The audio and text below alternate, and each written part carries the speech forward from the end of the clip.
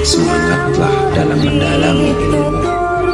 Kerja keras bukan karena cinta dunia, tapi untuk menjaga kehormatan dan mencukupi kebutuhan. Bersabarlah ketika diuji, bersyukurlah saat bahagia.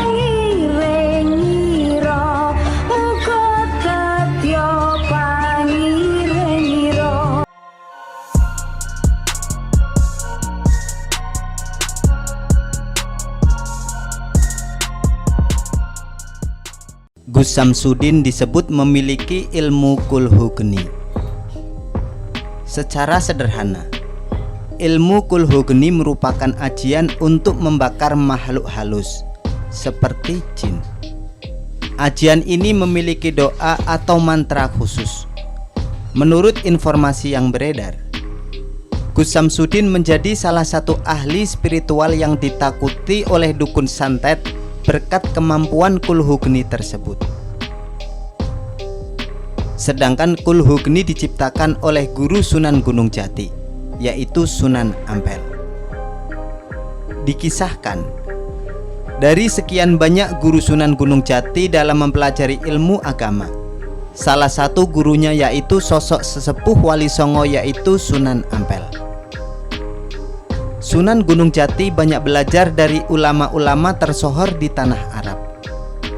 Namun Sunan Gunung Jati muda seakan haus dengan ilmu, masih terus berburu ilmu hingga ke Ampel Denta. Di Ampel Denta, Sunan Gunung Jati menimba ilmu dari sosok wali sepuh di tanah Jawa, yaitu Sunan Ampel. Dari Sunan Ampel lah Sunan Gunung Jati kembali digembleng ilmu agama. Sunan Ampel dengan ilmu agamanya yang sangat mumpuni, ia juga dikenal dengan karomah kesaktian yang dimilikinya.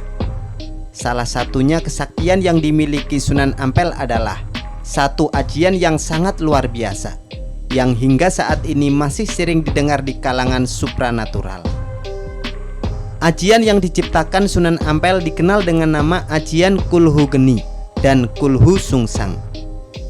Dua ajian sakti kulhu geni dan kulhu sungsang ini diciptakan dan diwariskan oleh Sunan Ampel untuk bisa mengalahkan Raja Jin di Pulau Jawa.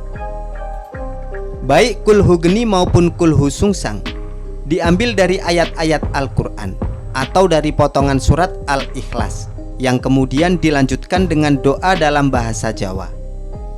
Ajian kulhu geni dan kulhu sungsang merupakan ajian khusus yang bisa dikategorikan sebagai hijib. Hanya saja rapalannya digabungkan dengan bahasa Jawa. Ajian kulhu geni dan kulhu sungsang ini lahir ketika zaman Wali Songo. Saat itu pengaruh hal-hal yang bersifat gaib sangat kental di masyarakat Jawa. Kejadian tepatnya yaitu di daerah Jawa Timur. Dulu makhluk halus sangat diagung-agungkan hingga seolah-olah manusia di bawah kendali para jin. Akhirnya terjadilah berbagai macam bentuk pemujaan yang dilakukan masyarakat kepada makhluk halus. Karena begitu takutnya dengan pengaruh gaib ini, kemudian muncullah salah satu tokoh dari Wali Songo. Ada yang meriwayatkan wali tersebut adalah Sunan Ampel, yang merupakan wali sepuh guru dari Sunan Gunung Jati. Sunan Bonang dikatakan mewarisi ajian kulhu geni dan kulhu sungsang dari ayahnya Sunan Ampel.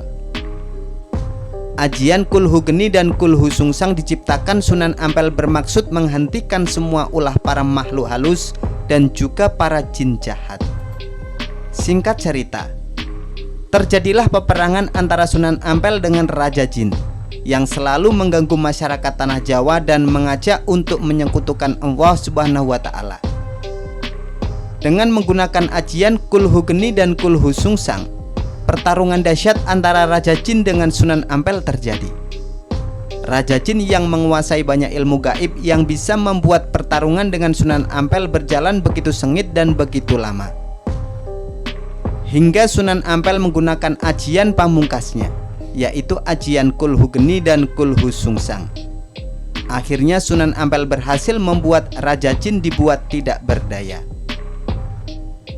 Ajian kulhu geni dan kulhu sungsang yang digunakan oleh Sunan Ampel adalah berlandaskan kepada keesaan Tuhan yang terdapat dalam surat Al-Ikhlas.